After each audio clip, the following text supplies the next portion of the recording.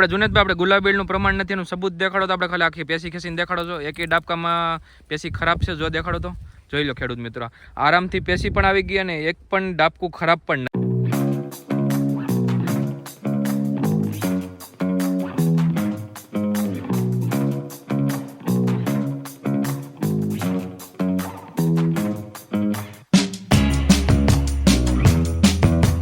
નમસ્કાર ખેડૂત મિત્રો, આજે આપણે ઉપસ્થિત છે જુનેદભાઈ નુરુભાઈની ખેતરમાં અને જુનેદભાઈ આપણે ટીંબી ગામના રહેવાસી છે. હવે આપણે જોઈ શકો છો જુનેદભાઈનો કપાસ કઈ રીતનો અત્યારે ઉપસ્થિત છે. જુનેદભાઈ આપણે બિયારણ અને દવા ક્યાંથી લીધેલી હતી? નેશનલ એગ્રો સેન્ટરમાંથી લીધેલી. અને પહેલા વર્ષના કરતાં આ વર્ષે છે ને કપાસ થોડોક વધારે ઊંચો બી ગયો છે અને પોળાઈ પણ એની મતલબ વધારે છે અને ઝીંડવા પણ આ વખતે સિરીઝવાળા જોવા મળ્યા છે ભાઈ. બરોબર. વખતે મારે હતું એમાં કપાસ એવડો મોટો નહોતો થયો અને ઝીંડવા પણ એટલા નહોતા. આ વખતે જરાક કપાસનું કામ સારું છે.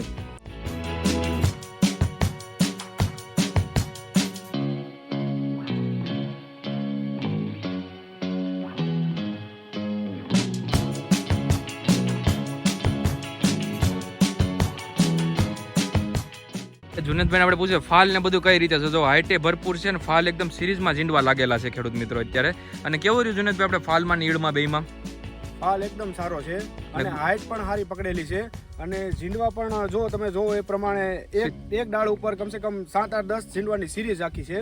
એ સિરીઝવાળા ઝીંડવા આપણા ભાઈ કીધું એ પ્રમાણે બરોબર છે.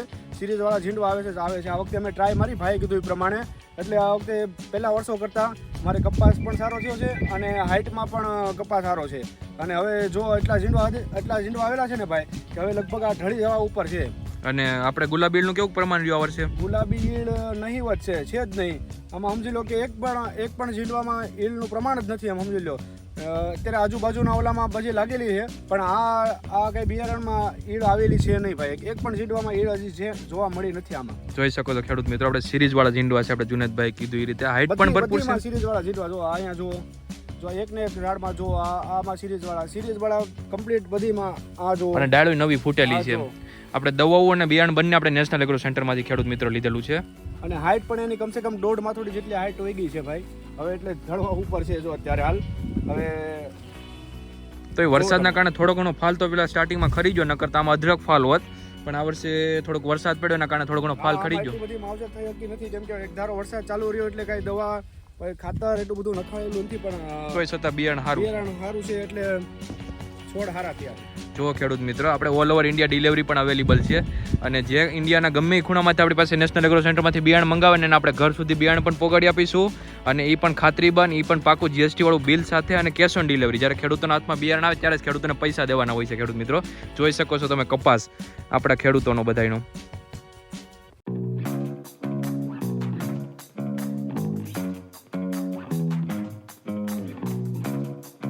આપણે જુનેદભાઈ આપણે ગુલાબીલનું પ્રમાણ નથી એનું સબૂત દેખાડો તો આપણે ખાલી આખી પેસી ખેંચીને દેખાડો છો. એકેય ડાબકામાં પેસી ખરાબ છે જો દેખાડો તો જોઈ લો ખેડૂત મિત્રો.